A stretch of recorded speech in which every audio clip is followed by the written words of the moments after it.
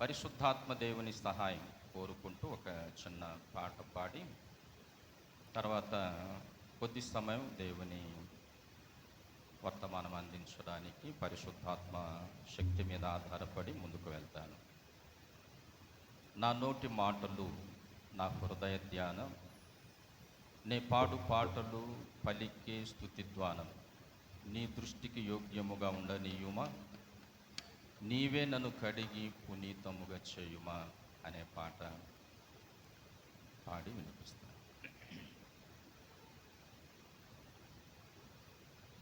నా నోటి మాటలు, నా హృదయ ధ్యానము, నే పాడు పాటలు పలికే స్తుతిధ్వానము ఉండనీయుమా, నీవే నన్ను కడిగి పునీతముగా చేయుమా, నీ దృష్టికి యోగ్యముగా ఉండనీయుమా, నీవే నన్ను కడిగి పునీతముగా చేయుమా.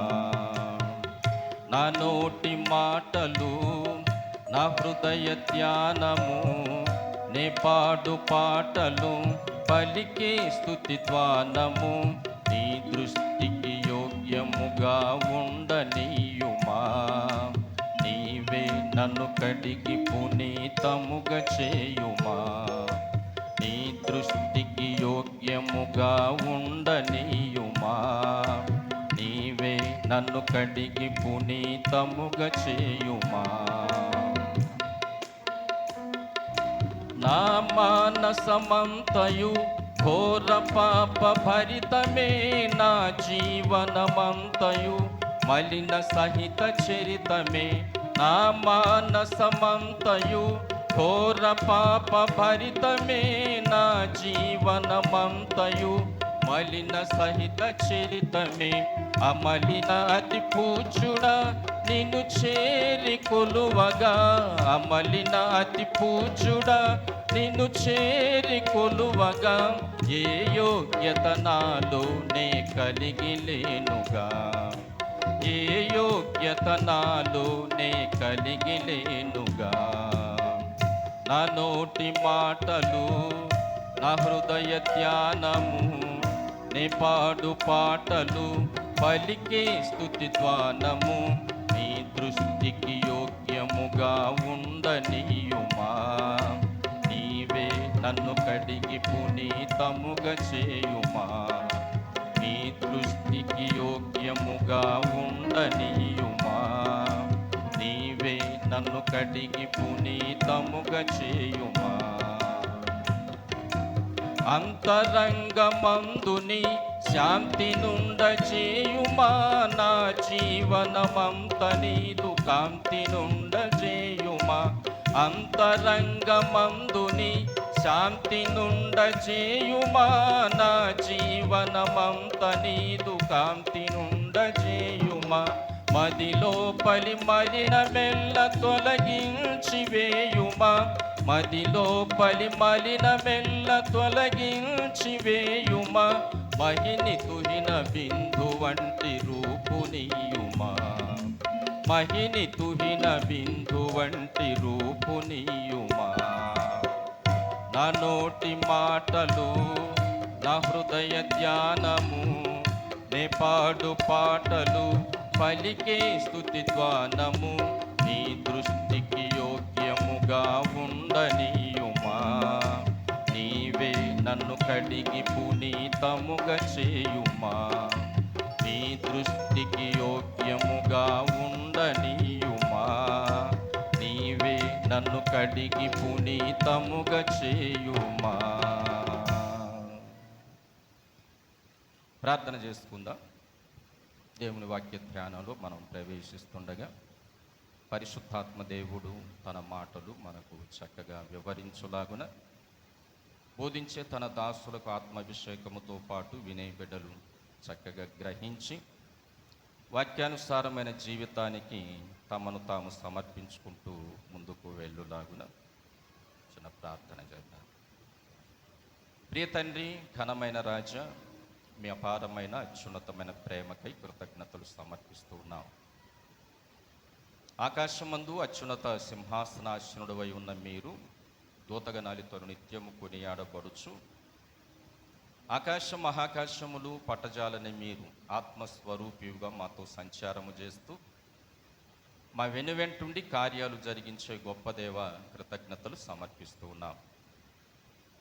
ఈ దినం ప్రత్యేకంగా తండ్రి చెన్నై పట్టణములో మా ప్రియులు మీ దేన బిడలు విల్లువాకం ప్రాంతంలో ఉన్నటువంటి సహోదరులతో కలిసి, దైవజనులతో కలిసి కొద్ది సహవాసం అనుభవించే ధన్యత మీరు అనుగ్రహించినందుకై కృతజ్ఞతలు చెల్లిస్తున్నాం.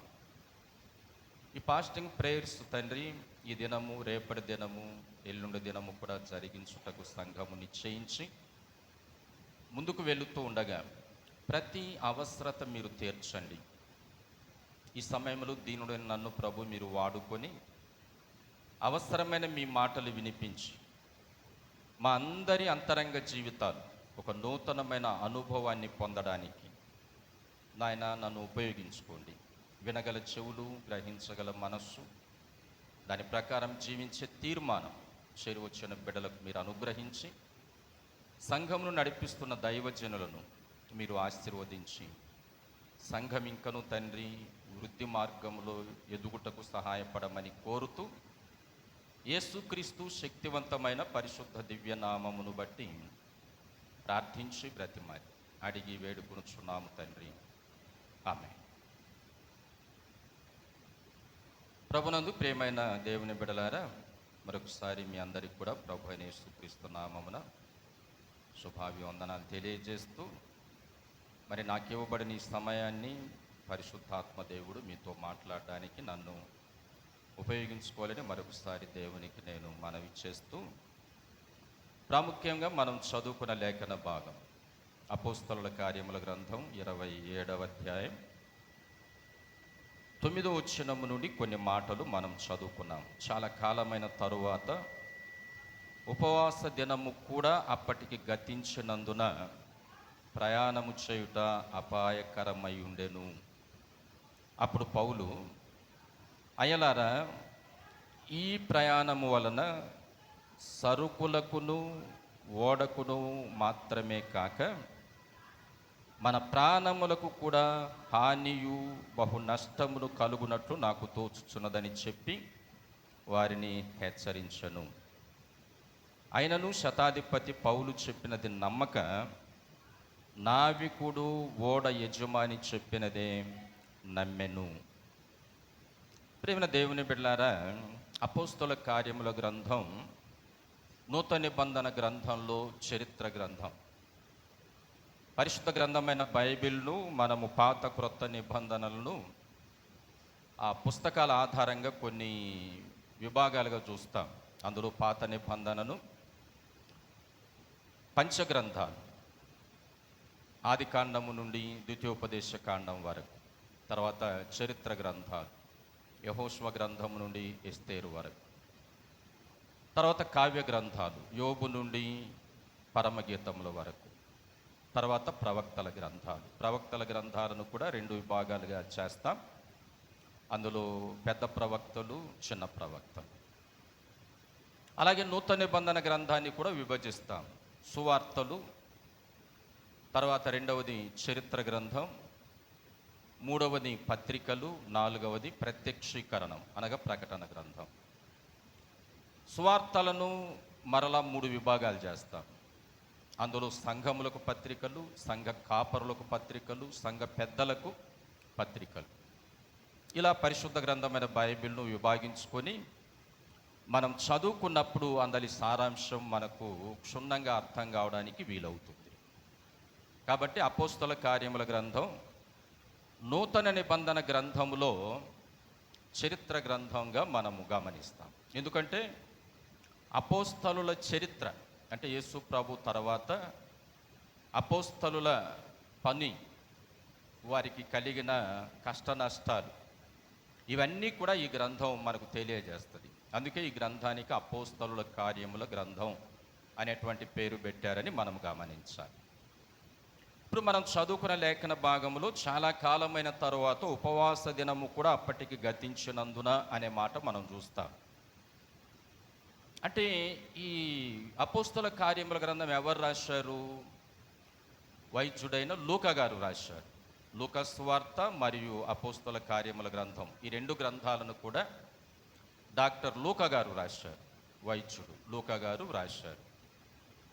ఇందులో ప్రత్యేకంగా మనము 24, 25, 26 అధ్యాయాలు చదువుతుంటే ఇక్కడ పౌలు గారి మీద కొన్ని నేరారోపణలు చేసి నాటి యూదులు లేక ఇశ్రాయేలీలు ఆయనను అధికారుల దగ్గర నిలువబెట్టి కొన్ని తీర్పులు చేయడానికి ప్రయత్నం చేసిన విషయాలు మనకు వాక్య భాగంలో కనపడతాయి. అందులో పేస్తు అనేటువంటి ఆయన, అగ్రిప్ప అనేటువంటి ఆయన, ఇంకా కొందరు పెద్దల దగ్గర నిలువబెట్టి ఆయనను తీర్పు చేయడానికి, అంటే పౌలు మీద కొన్ని నేరారోపణలు తెచ్చి వాటి మీద తీర్పు చేయడానికి నిలువబెట్టారు. పౌలు వీటన్నింటి కూడా క్లారిటీ ఇచ్చాడు. అంటే తన మీద మోపిన నేరాలు ధర్మశాస్త్రానికి విరుద్ధంగా, ప్రవక్తల గ్రంథాలకు విరుద్ధంగా తను బోధ చేస్తున్నాడు, మన పెద్దల పారంపర్య ఆచారాలను మరి ఎన్నిక చేయకుండా వాటిని తిరస్కరిస్తున్నాడు. ఇలా రకరకాలైనటువంటి నేరారోపణలు ఆయన మీద పెట్టారు. అయితే వాటన్నింటికి కూడా జవాబిచ్చినటువంటి పౌలు, అయితే తీర్పు విషయంలో నేను కైసరు దగ్గర తీర్పు పొందాలని నాకు ఆశగా ఉందనే అభిప్రాయాన్ని వ్యక్తపరుస్తాడు. దాన్ని బట్టి వారు రోమా, అంటే కైసరు, నాటి రోమా సామ్రాజ్య పరిపాలకులు కైసరు దగ్గరకు పంపడానికి వారు ప్రయత్నాలు చేశారు. అందులో వారు ఓడ ప్రయాణంలో వెళుతూ ఉన్నప్పుడు జరిగినటువంటి సంఘటన మనకు 27, 28 అధ్యాయాలు. చాలా ఆటంకాలు ఆ ప్రయాణంలో, ఆ సముద్రంలో తుఫాను రావడం, చాలా ఆటంకాలు జరిగాయి. కాబట్టే ఇక్కడ పౌలు గారు అప్పటికి ఉపవాస దినము కూడా గతించింది అనే మాట తెలియజేశాడు. ఆ తర్వాత ఆయన పరిస్థితిని గమనించి, ఈ ప్రయాణం వలన మనకు మాత్రమే కాదు, మన సరుకులకు, ఓడకు, మన ప్రాణాలకు అన్నింటి కూడా అపాయం కలిగేటట్టు అనిపిస్తుంది నాకు అని చెప్పాడు. కానీ ఆయన తీసుకొని వెళుతున్నటువంటి వారు, ఖైదీగా ఆయన తీసుకొని వెళుతున్న వారు ఆ ఓడ నాయకుని యొక్క మాటలనే వారు అంగీకరించారు. పౌలు చెప్పిన మాటల మీద వారేమాత్రం కూడా నమ్మకం ఉంచలేదు. ప్రయాణం కొనసాగించారు, అనేక ఇబ్బందులు ఎదుర్కొన్నారు. కాబట్టి ప్రియమైన దేవుని బిడ్డలారా, ఈ సమయంలో ఈ సందర్భం మనకు తెలియజేయబడుతుంది ఏంటంటే, యూదులు కొన్ని ప్రత్యేకమైనటువంటి దినాలను ఏర్పాటు చేసుకున్నారు. వాటిలో ఉపవాస దినం అనేటువంటిది కూడా ఒకటి. ఇది దేవుడైన యెహోవాయే వారికి ఆజ్ఞాపించినటువంటి ఆజ్ఞ ప్రకారంగా ఈ కార్యము జరుగుతుంది. అయితే దీనికంటే ముందుగా మనము ఇంట్రడక్షన్గా యూదులు కొన్ని ప్రత్యేకమైన అకేషనల్ కార్యక్రమాలు, పండుగలు జరుపుకునేటువంటి వాటిలో వారు 3 విభాగాలుగా వారు పండగలు జరుపుకునేవారు. అంటే ఒక సంవత్సరంలో 3 విభాగాలుగా వారు పండుగలు, అకేషనల్ కార్యక్రమాలు లేక ఉత్సవ కార్యక్రమాలు జరుపుకునేవారు. అవి జరపాలి అనేటువంటి నియమాన్ని కూడా దేవుడైన యెహోవాయే వారికి ఆజ్ఞాపించాడు. అందులో మొదటిది వారము జరిగేటువంటి అకేషన్స్ లేక పండగ, వారం జరుపుకునేవారు. అదేంటంటే విశ్రాంతి దినం. విశ్రాంతి దినాన్ని వారు ఒక ప్రత్యేకమైనటువంటి పండుగగా, అకేషనల్గా వారు జరుపుకునేవారు. మొదటిది అంటే వారం జరిగేటువంటి అకేషనల్ కార్యక్రమాల్లో ఇది ఒక ప్రత్యేకమైనటువంటిది. ఎందుకు వారు ఇలా జరుపుకున్నారు అంటే, దేవుడైన యెహోవా 6 దినాలు సృష్టిని చేసి 7వ దినాన ఆయన విశ్రమించి ఆ విశ్రాంతి దినాన్ని ఆయన పరిశుద్ధపరిచాడు. కాబట్టి విశ్రాంతి దినాన్ని పరిశుద్ధంగా ఎంచమని ఆజ్ఞ కూడా ఆయన ఇచ్చాడు. కాబట్టి దానిని బట్టి వారు విశ్రాంతి దినాన్ని ఒక అకేషనల్గా ఏర్పాటు చేసుకొని వారి సమాజ మందిరాల్లో కూడుకొని వారు దానిని ఒక ఉత్సవముగా దేవుని ఆరాధించడానికి ఉపయోగించుకునేవారు. ఈ విషయాలు మనకు ఆదికాండం 2వ అధ్యాయం మనం చదువుతున్నప్పుడు 6 దినాలు సృష్టి చేసిన ప్రభు 7వ దినాన విశ్రమించినటువంటి విషయం దేవుడైన యెహోవాను గూర్చిన మాటలు తెలియజేయబడతాయి. ఆకాశమును భూమియు వాటిలోనున్న సమస్త సమూహము సంపూర్తి చేయబడెను. దేవుడు తాను చేసిన తన పని 7వ దినములోగా సంపూర్తి చేసి తాను చేసిన తన పని అంతటి నుండి 7వ దినమున విశ్రమించను అనే మాటలు మనకు కనపడతాయి. అలాగే మనము నిర్గమకాండం 20వ అధ్యాయం చదువుతున్నప్పుడు అక్కడ ఈ విశ్రాంతి దినాన్ని పరిశుద్ధంగా ఎంచాలి అనేటువంటి నియమాన్ని కూడా దేవుడు వారికి ఇచ్చినటువంటి ఆజ్ఞల్లో ఒక భాగముగా మనం గమనిస్తాం. 20వ అధ్యాయం 11వ వచనం మనం చదివితే 6 దినములలో యెహోవా ఆకాశమును భూమియు సముద్రమును వాటిలో ఉన్న సమస్తమును సృజించి 7వ దినమున విశ్రమించను. అందుచేత యెహోవా విశ్రాంతి దినమును ఆశీర్వదించు దాన్ని పరిశుద్ధపరచను అనే మాటలు మనం గమనిస్తాం. కాబట్టి విశ్రాంతి దినము వారెందుకు ఒక పండుగగా అకేషనల్గా జరుపుకున్నారనేది ఇది ఒక కారణం. రెండవ కారణం మనము వాక్య భాగంలో గమనించి చూస్తుంటే ద్వితీయోపదేశకాండం 5వ అధ్యాయం మనం చదివితే అందులో దేవుడైన యెహోవా ఐగుప్తులో బానిసలుగా ఉన్నటువంటి ఇశ్రాయేలీలను కనాను భూభాగానికి తీసుకొని వచ్చి వారికి ఆజ్ఞాపించినటువంటి ఆజ్ఞల్లో కూడా ఇది ఒక ప్రత్యేకమైనటువంటి ఆజ్ఞగా మనం గమనిస్తాం. అందులో 5వ అధ్యాయం 12వ వచనం చూస్తే నీ దేవుడైన యెహోవా నీకు ఆజ్ఞాపించినట్లు విశ్రాంతి దినమును పరిశుద్ధముగా ఆచరించుము. 6 దినములు నీవు కష్టపడి నీ పని అంతయు చేయవలెను. 7వ దినమున నీ దేవుడైన యెహోవాకు విశ్రాంతి దినము. దానిలో నీవైనను నీ కుమారుడైనను నీ కుమార్తెనను నీ దాసుడైనను నీ దాసైనను నీ యొద్దైన నీ గాడిదైనను నీ పశువులు ఏదైనను నీ ఇళ్లలోనున్న పరదేశైనను ఏ పని చేయకూడదు. ఎందుకంటే నీ వలె నీ దాసుడును నీ దాసియు విశ్రమింపవలెను. నీవు ఐగుప్తు దేశమందు దాసుడవై ఉన్నప్పుడు నీ దేవుడైన యెహోవా బాహుబలము చేతను చాచిన చేతి చేతను నిన్ను అక్కడ నుండి రప్పించినని జ్ఞాపకము చేసుకొనుము. అందుచేత విశ్రాంతి దినమును ఆచరింపవలెనని నీ దేవుడైన యెహోవా నీకు ఆజ్ఞాపించను. ఒకటి, దేవుడైన యెహోవా ఆయన 6 దినాలు సృష్టి చేసి 7వ దినాన్ని విశ్రమించాడు. విశ్రాంతి దినాన్ని ఆయన పరిశుద్ధపరిచాడు, దానిని పరిశుద్ధంగా ఎంచమని చెప్పాడు. రెండవది, మీరు ఐగుప్తు బానిసత్వంలో నుండి ఆయన బాహుబలం చేత బయటకు తీసుకొని వచ్చాడు మిమ్మల్ని. కాబట్టి మీరు 6 దినాలు పని చేసుకొని 7వ దినాన మీరు విశ్రమించాలి అనేటువంటి ఆజ్ఞ కూడా ఆయన ఐగుప్తు నుండి కనాను భూభాగానికి వచ్చినటువంటి ఇశ్రాయేలులకు కూడా ఆయన ఆజ్ఞాపించాడు. కాబట్టి వారు విశ్రాంతి దినాన్ని పరిశుద్ధంగా ఎంచేటువంటి నియమాన్ని వారు ప్రత్యేకంగా వార కార్యక్రమాలు లేక ఉత్సవ కాలాలు, వారం జరుపుకునే ఉత్సవ కార్యక్రమాల్లో ఇది ఒక భాగం అనే విషయాన్ని మీకు జ్ఞాపకానికి తెస్తూ ఉన్నాను. అయితే విశ్రాంతి దినం అంటే ఏంటి? విశ్రాంతి దినం అంటే ఏది? ఆదివారం కాదు, శనివారం విశ్రాంతి దినం.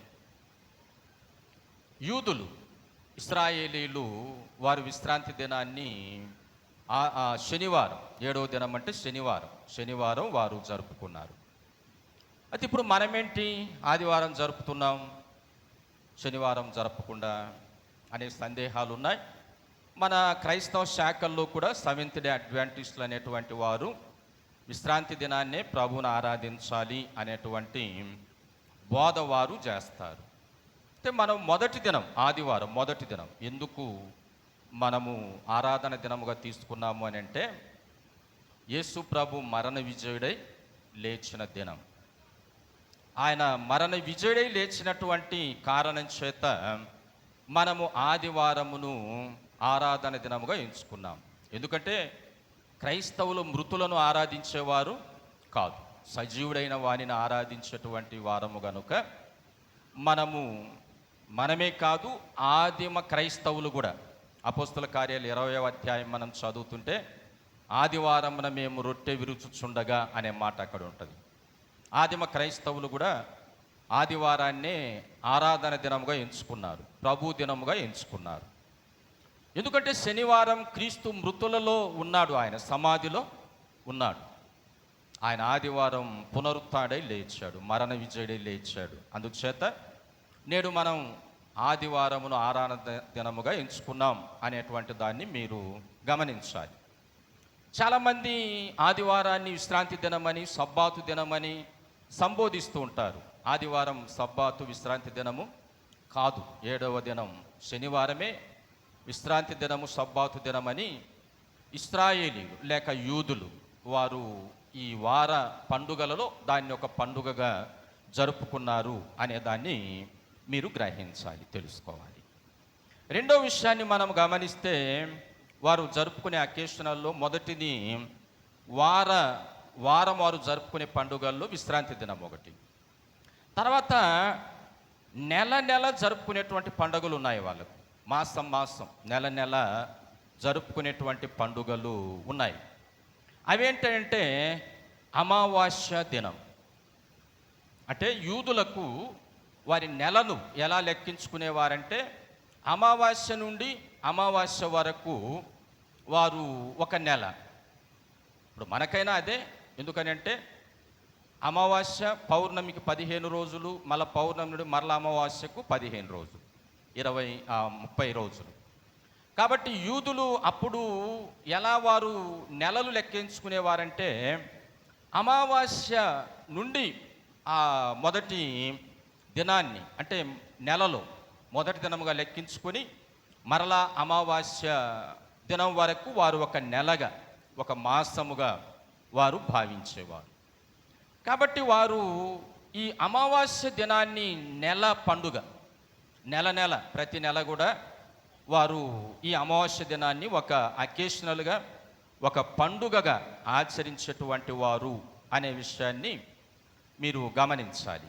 అందుకే మనం సంఖ్యాకాండం చదువుతున్నప్పుడు పాత నిబంధన గ్రంథంలో సంఖ్యాకాండం 10వ అధ్యాయం 10వ వచనాన్ని మనం చదువుతుంటే అక్కడ వాక్య భాగంలో మనకు తెలియజేయబడుతున్నమాట. మరియు ఉత్సవ దినమందును, నియామక కాలముల యందును, నెల ఆరంభముల యందును మీరు దహన బలులుగాను సమాధాన బలులుగాను అర్పించినప్పుడు మీరు ఆ బూరలు ఊదవలెను అనే మాట తెలియజేశాడు. అంటే మనం మొదటి వచనములో 2 బూరలు మీరు చేయించండి అని దేవుడని యెహోవా మోషేకు ఆజ్ఞాపించాడు. ఆ బూరలు ఎందుకో మనము ఆ మొదటి వచనం చదువుకుంటూ వస్తే కనపడుతుంది.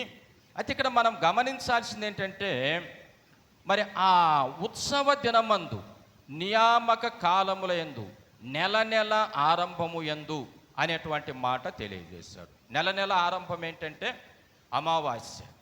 అమావాస్య అనేటువంటిది వారి నెలకు ప్రారంభముగా దానిని వారు గమనించేవారు. ఆ దినాన మీరు బూరలు ఊదమన్నాడు. బూరలు ఊదమంటే అందరికీ తెలియాలి అనేటువంటి భావన. ఈరోజు మనం ఈ సౌండ్ సిస్టంలో దేవుని వర్తమానం అందిస్తూ ఉన్నాం. ఎందుకని? అందరికీ మరి వినిపించే విధంగా. కానీ మేము చిన్నపిల్లలప్పుడు ఏదో పెద్ద పెద్ద చర్చెస్లలో తప్ప ఎక్కడ కూడా ఈ బూరలు ఉండేవి కాదు. అంటే ఈ మైకు సిస్టమ్ ఉండేది కాదు. ఏదన్నా పండుగల అకేషన్లో బాడుగకు తెచ్చుకునేవారు. ఇప్పుడైతే కాలం వృద్ధి చెందింది. అన్ని సంఘాల వారు ఈ బూరలను, ఈ ధ్వని యంత్రాలను ఏర్పాటు చేసుకున్నారు. ఆనాటి కాలంలో మీరు ఈ నెల జరిపించే పండుగ, అంటే మీ నెలకు ప్రారంభమైన పండుగ అమావాస్య నాడు మీరు బూరలు ఊదండి. దీనినే బూరల పండుగ అని కూడా అన్నారు వారు, యూదులు. దీనిని బూరల పండుగ అని కూడా అన్నారు. అమావాస్య అంటే నెలకు మొదటి దినం జరిగేటువంటి పండుగ. నెల వారు జరుపుకునే వాటిలో ఈ అమావాస్యను ఒక అకేషన్లుగా జరుపుకునేవారు. అలాగే ఆ దినము బూరలు ఊతున్న దాన్ని బట్టి బూరల పండుగ అనేటువంటి మాట కూడా ఉపయోగించారు. ఇక మూడవది మనము గమనిస్తే సంవత్సరమునకు జరుపుకునేటువంటి పండుగలు. అంటే వారం పండుగలు జరుపుకునేటువంటి వాటిలో విశ్రాంతి దినం, నెల నెల పండుగ జరుపుకునే వాటిలో అమావాస్య దినం, తర్వాత సంవత్సరములకు ఒకసారి జరుపుకునేటువంటి పండుగలు ఇశ్రాయేలీలకు లేక యూదులకు 7 పండుగలు ఉన్నాయి. 5 పండుగలు ఉన్నాయి. చాలామంది వీటిని 7 పండుగలని చెప్తారు, కొందరు 9 పండుగలని కూడా చెప్తారు. కానీ మనకు వాక్య భాగంలో గమనించి చూస్తే 5 పండుగలను మాత్రమే ఇశ్రాయేలీలు ప్రతి సంవత్సరం దేవుడు వారికి నియమించే నియమం ప్రకారం జరుపుకునేవారు. అందులో మొదటి పండుగ ఏమిటి అని అంటే పస్కా పండుగ. మొదటి పండుగ పస్కా పండుగ. దీనినే పులియని రొట్టెల పండుగ అని కూడా అన్నారు. దానినే పొంగని రొట్టెల పండుగ అని కూడా అన్నారు. పస్కా పండుగ అన్న, పులియని రొట్టెల పండుగ అన్న, పొంగని రొట్టెల పండుగ అన్న ఒకే పండుగ. ఇవి 3 పండగలు కాదు. కానీ కొందరు వీటిని 3 పండగలుగా చెప్తారు. పొంగని రొట్టెల పండుగ ఒకటి, పులియని రొట్టెల పండుగ ఒకటి, పస్కా పండుగ ఒకటి అని 3గా చెప్తారు. కానీ ఇవి 3 కాదు. పస్కా గొర్రెపిల్ల వధించబడింది కాబట్టి పస్కా పండుగ. మరి వారు పులియని రొట్టెలు, పొంగని రొట్టెలు ఆ దినాలు తినాలి అనే నియమం ఇవ్వబడింది కాబట్టి పొంగని రొట్టెల పండుగ లేక పులియని రొట్టెల పండుగ అని అన్నారు. కాబట్టి ఈ 3 పదాలు కూడా ఒకే దానికి సంబంధించినవి, పస్కాకు సంబంధించినవే అనే విషయాన్ని గమనించాలి. ఎందుకు ఈ పస్కా పండుగ మరి ఇశ్రాయేలు జరపాలనేటువంటి నియమాన్ని దేవుడు వారికి అప్పగించాడు అంటే, దాదాపుగా మీలో కొందరికి తెలిసి ఉంటుంది, కొందరికి తెలియకపోవచ్చు. గమనించాల్సింది ఏంటంటే, ఇశ్రాయేలీలు వారు ఐగుప్తులో ఉన్నప్పుడు అనేక హింసలకు వారు గురయ్యారు. అక్కడి నుండి వారిని బయటికి తీసుకొని రావడానికి మోషే నాయకత్వంలో దేవుడు ఫరో దగ్గరకు పంపించినప్పుడు ఫరో ఇశ్రాయేలీలను ఐగుప్తులో నుండి బయటికి పంపడానికి ఇష్టపడడం లేదు. ఎందుకంటే వారు బయటికి వెళ్ళిపోతే మన పనులన్నీ ఎవరు చేయాలి? మన దాసత్వ పనులన్నీ ఇశ్రాయేలు చేయాలి. కాబట్టి వారిని బయటికి పంపడానికి వీల్లేదు అని ఫరో హృదయం కఠినమవుతూ వారిని బయటికి పంపడం లేదు. అలాంటి సందర్భంలో వారిలో యెహోవా మహిమ కనపడడానికి 10 తెగుళ్లను వారి మధ్యకు దేవుడు పంపించాడు. 10 తెగుళ్లలో చివరి తెగులు ఏంటంటే, ఐగుప్తులో ఉన్నటువంటి ప్రతి కుటుంబములో జ్యేష్ఠ కుమారులు లేక ప్రథమ కుమారులు చనిపోయేటువంటి తెగులు. అంతకుముందు రకరకాల తెగుళ్ళు వారికి పంపించాడు. నీళ్లు రక్తముగా మారడం, కప్పలు రావడం, పేలు రావడం, జోరీగలు రావడం, చీకటి కమ్మడం, ఇలా 10 తెగుళ్ళు వచ్చాయి. ఏ తెగులు వచ్చినా కూడా వారి మనసు మారడం లేదు. చివరికి ఇంకా ఆయన చెప్పింది ఏంటంటే, ఐగుప్తులో ఉన్నటువంటి ప్రతి ఒక్కరి యొక్క ప్రథమ కుమారుడు, జ్యేష్ఠ కుమారుడు చచ్చిపోతాడు. ఇది చివరి తెగులుగా నేను ఐగుప్తు మీదకి పంపిస్తున్నాను అని అన్నాడు. మరి అప్పుడు ఇశ్రాయేలు ఎక్కడున్నారు? ఐగుప్తులోనే ఉన్నారు. మరి ఆ తెగులు ఇశ్రాయేలీలకు కూడా వర్తిస్తుంది, అంతే కదా? అంటే ఐగుప్తులో ఉన్నటువంటి ప్రతి కుటుంబం మీదికి ఆ తెగులు వచ్చినప్పుడు ఇశ్రాయేలు కూడా ఐగుప్తులోనే ఉన్నారు. అయితే ఇశ్రాయేలీయుల కుటుంబాల మీదికి ఆ తెగులు రాకుండా ఆపడానికి దేవుడు ఇశ్రాయేలుకు చెప్పినటువంటిది ఏంటంటే, మోషే ద్వారా వారికి తెలియజేసింది ఏంటంటే, మీరు ఒక పవిత్రమైన మచ్చలేని లేక కలంకము లేనటువంటి ఒక గొర్రెపిల్లను వధించి దాని రక్తమును మీ ద్వారబంధముల మీద వ్రాయండి. దాని రక్తం మీ ద్వారబంధముల మీద మీరు చిలకరించండి.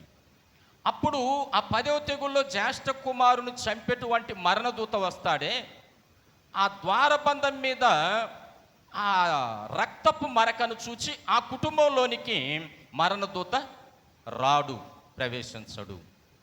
అందుకని మీరు ఒక నిష్కలంకం అంటే ఏ విధమైనటువంటి కలంకము లేనటువంటి పవిత్రమైన ఒక గొర్రెపిల్లను వధించి దాని రక్తమును మీ ద్వారబంధముల మీద రాసుకోండి అని చెప్పాడు. ఇశ్రాయేలు అలా చేశారు. ఆ దినమున ఐగుప్తులో ఉన్నటువంటి ఏ కుటుంబములో కూడా శవము లేని కుటుంబము లేదు. కానీ ఇశ్రాయేలీయుల జ్యేష్ఠ కుమారులు చనిపోలేదు. ఇశ్రాయేలు కుటుంబాల్లో మరణదూత ప్రవేశింపలేదు. కారణం ఏంటంటే, వధింపబడినటువంటి గొర్రెపిల్ల, పస్కా గొర్రెపిల్ల రక్తము ఆ ఇంటి ద్వారబంధముల మీద ఉన్న కారణం చేత మరణదూత వారిలోనికి రాకుండా దాటిపోయాడు. అందుచేత ప్రియమైన దేవుని బిడ్డలారా, వారు కనాను భూభాగానికి వచ్చిన తరువాత కూడా దేవుడైన యెహోవా మీరు ప్రతి ఏట మొదటి నెల మరి దశమి నాడు మీరు పస్కా గొర్రెపిల్లని ఏర్పాటు చేయండి, 14వ దినాన దాన్ని వధించండి అని ఆ నియమాలన్నీ చెప్తాడు వారికి. ఆ పండుగని ఎలా చేయాలని అవన్నీ చెప్పాలి అని అంటే మనము దాదాపు వారపు రోజులు మనం మీటింగ్స్ పెట్టుకోవాలి. నేను ఊరక ఇంట్రడక్షన్ చెప్తున్నాను మీకు. కాబట్టి మీరు మొదటి నెలలో ఈ పండగ జరుపుకోవాలి అనేది చెప్పాడు. నిర్గమకాండం 12వ అధ్యాయం మీరు చదవండి. చదివినప్పుడు మీకు ఆ విషయాలన్నీ కూడా అర్థమవుతాయి. కాబట్టి ఇది ఎందుకు మీరు చేస్తున్నారు అని మీ పిల్లలు అడిగితే అప్పుడు మీరు చెప్పండి, ఐగుప్తులో వచ్చిన ఒక భయానకమైన తెగులులో మన కుటుంబాల్లో ఉన్న మన జ్యేష్ఠ కుమారులు చనిపోకుండా దేవుడు మనకు ఈ నియమం ఇచ్చి మన జ్యేష్ఠ కుమారులను కాపాడాడు అనేది మీరు చెప్పాలి అనే విషయాలు తెలియజేశాడు. అందులో మరి మొదటి నెల అనే మాట ఉపయోగించాడు. మొదటి నెల అంటే ఏది? జనవరి మాసమా? కాదు. ఎందుకంటే ఇప్పుడు మనం గ్రెగోరియన్ క్యాలెండర్ ప్రకారంగా ప్రపంచమంతా కూడా ఇంగ్లీష్ నెలలను ఫాలో చేస్తూ ఉన్నాం. కానీ ప్రతి దేశంలో కూడా ఆయా రాష్ట్రాలలో వారికి కొన్ని క్యాలెండర్స్ ఉన్నాయి. అందులో తెలుగు ప్రజలకు చైత్రం, వైశాఖం, జ్యేష్టం, ఆషాఢం, శ్రావణం ఇవి తెలుగు నెలలు. పాల్గొన మాసం వరకు ఇవి తెలుగు నెలలు. అలాగే ఇశ్రాయేలీలకు కూడా అబీబు నెల అనేటువంటిది వారికి మొదటి నెల, ఆదార్ అనేటువంటిది వారికి 12వ నెల. రేపటి దినం మీకు ఆ 12 నెలలు చూపిస్తాను వాక్య భాగంలో. కాబట్టి మీరు మొదటి నెలలో ఈ పండుగ చేసుకోవాలి అని చెప్పితే ఆ మొదటి నెల ఏంటంటే ఇశ్రాయేలీయులకు ఉన్నటువంటి నెలలు అబీబు అనేటువంటిది మొదటి నెల, ఆదార్ అనేటువంటిది 12వ నెల, చివరి నెల. కాబట్టి మీరు నెలలో మొదటి దినం అంటే ఇశ్రాయేలులకు ఉన్నటువంటి నెలల ప్రకారంగా వారు అబీబు నెలలో ఈ పండుగను ఆచరించాలి అనేటువంటి నియమాన్ని తెలియజేశాడు. అది మనము చదువుతున్నప్పుడు మీరు ఇశ్రాయేలు సర్వ సమాజముతో ఈ నెల దశమి నాడు వారు తమ తమ కుటుంబముల లెక్క చొప్పున ఒక్కొక్కడు గొర్రెపిల్లనైనను మేకపిల్లనైనను అనగా ప్రతి ఇంటికిని ఒక గొర్రెపిల్లనైనా ఒక మేకపిల్లను తీసుకొనవలెను. ఆ పిల్లను తినుటకు ఒక కుటుంబం చాలకపోయిన ఎడల వాడు పొరుగు వానితో లెక్కను బట్టి ఒకవేళ 2 కుటుంబాలు కలిసి ఒకటి ఏర్పాటు చేసుకోమనేటువంటి నియమాన్ని తెలియజేశాడు. కాబట్టి ఆ గొర్రెపిల్లను భుజించుటకు ప్రతి వానికి ఆ భోజన పరిమితిని బట్టి మీరు లెక్కలేసుకోండి అంటాడు. నిర్దోషమైన ఏడాది మగ గొర్రెపిల్ల కావచ్చు, మేకపిల్ల కావచ్చు, మగది మరి నిర్దోషమైనది ఏ కలంకం లేనటువంటి దాన్ని మీరు తీసుకోవాలి అనేటువంటి నియమాలు చెప్తాడు. అవన్నీ కూడా మనం క్రిందికి చదువుకుంటూ వస్తే ఆ 8వ వచనం, ఆ రాత్రియే వారు అగ్నిచేత కాల్చబడిన ఆ మాంసమును పొంగని రొట్టెలను తినవలెను అనేటువంటి మాటలు తెలియజేశాడు. అందుకే వధింపబడిన గొర్రెపిల్లకేమో పస్కా వారు పొంగని రొట్టెలు, పులియని రొట్టెలను తిన్నారు కాబట్టి పులియని రొట్టెల పండుగ లేక పొంగని రొట్టెల పండుగ అన్నారు. ఇది ఇశ్రాయేలీలు లేక యూదులు వారికున్న నెలలో మొదటి నెల ఈ పండుగ జరుపుకునేవారు. సంవత్సరానికి ఒకసారి, ప్రతి సంవత్సరం మొదటి నెలలో ఈ పండుగ వారు జరుపుకునేవారు అనేది గమనించాలి. రెండవది వారముల పండుగ. ఈ వారముల పండుగనే ప్రథమ ఫలముల పండుగ అని అంటారు, తర్వాత పెంతెకోస్తు పండుగ అని కూడా అంటారు. వారముల పండుగ అన్న, పెంతెకోస్తు పండుగ అన్న, ప్రథమ ఫలముల పండుగ అన్న ఒకటే, ఇవి 3 కాదు. ఎందుకనంటే వారముల పండుగ అని ఎందుకన్నారు అంటే పస్కా పండుగ నుండి 7 వారాలు వారు లెక్కించుకొని వారు ఆ 7 వారాలు పూర్తయిన తరువాత ఈ పండుగను వారు ఆచరించేవారు అన్నమాట. 7 వారాలు అంటే పస్కా పండుగ నుండి 7 వారాలు లెక్కించుకొని 7వ వారములో వారు ఆ పండుగ జరుపుకునేవారు. అందుకు దాన్ని వారముల పండుగ అని అన్నారు. వారముల పండుగ అన్నాడు. ఆ పండుగ రోజు వాళ్ళు ఏం చేస్తారంటే వారి పంటలలో ప్రథమ ఫలం అంటే మొదటి పంటను వారు దేవుని సన్నిధికి నైవేద్యంగా తెస్తారు. అందుకని దాన్ని ప్రథమ ఫలముల పండుగ అని అన్నారు. ఆ తర్వాత పెంతెకోస్తు అనే మాట కూడా ఆ పండుగ ఉపయోగింపబడింది. ఎందుకు అని అంటే మరి గ్రీకు భాషలో పెంతెకోస్తు అనేటువంటిది 50 అనేటువంటిది. 50ని గ్రీకు భాషలో పెంటెకోస్తు అంటారన్నమాట. అంటే ఇప్పుడు మనం ఎలా మరి తెలుగులో 50ని, ఇంగ్లీష్లో 50, మరి మీరు తమిళ్లో ఏమంటారో, హిందీలో 50 ఇలా అంటాం కదా మనం. అలా 7 వారాలంటే 7 ఏళ్ళు 49 దినాలు గడిచిన తర్వాత 50వ దినాన వారు ఆ పండుగను ఆచరించారు. కాబట్టి దాన్ని పెంతెకోస్తు పండుగ అనేటువంటి మాటతో మరి ఆ పండుగను ఉపయోగించారు. అలా ఆ పండుగను పిలిచారు అనేది మీరు గమనించాలి. కాబట్టి వారముల పండుగన్న, పెంతెకోస్తు పండుగన్న, ప్రథమ ఫలముల పండుగన్న ఒక్కటే. ఇవి 3 కాదు. పస్కా పండుగన్న, పొంగని రొట్టెల పండుగన్న, మరి పులియని రొట్టెల పండుగన్న ఒకటే. ఈ 3 6 కాదు. ఈ 2 పండగలే. సందర్భాన్ని బట్టి ఒక్కొక్కటిగా వాక్య భాగంలో చెప్పడం జరిగింది అనే విషయాన్ని నేను మీకు జ్ఞాపకానికి తీస్తున్నాను. ద్వితీయోపదేశకాండం 16వ అధ్యాయము గమనించండి. ద్వితీయోపదేశకాండం 16వ అధ్యాయం 9, 10 వచనాలు మనము చదువుతున్నప్పుడు ఈ మాటలున్నాయి. 7 వారములను నీవు లెక్కింపవలెను. పంట చేని పైని కొడవలి మొదట వేసినది మొదలుకొని 7 వారములు లెక్కించి నీ దేవుడైన యెహోవాకు వారముల పండుగ ఆచరించుటకై నీ చేతనైనంత స్వేచ్ఛార్పణను సిద్ధపరచాలి. లేక సిద్ధపరచి దాన్ని దేవుని సన్నిధికి తీసుకొని రావాలి. ఇది ఇశ్రాయేలీలకు దేవుడిచ్చినటువంటి కట్టడ, యూదులకు ఆయన ఇచ్చినటువంటి కట్టడ. కాబట్టి వారు మొదటి ఫలం, వారి పంటలో మొదటి ఫలం వచ్చినప్పుడు 7 వారాలు లెక్కించమన్నాడు. అది వారికి ప్రత్యేకంగా పస్కా పండుగ నుండి అది ప్రారంభమవుతుంది. కాబట్టి పస్కా పండుగ నుండి 7 వారాలు లెక్కించుకొని వారు ఆ పండుగను జరుపుకున్నారు. కాబట్టి 50 రోజుల పండుగ అని పెంతెకోస్తు పండుగ అన్నారు. 7 వారాలకు జరుపుకున్నారు కాబట్టి వారముల పండుగ అని అన్నారు.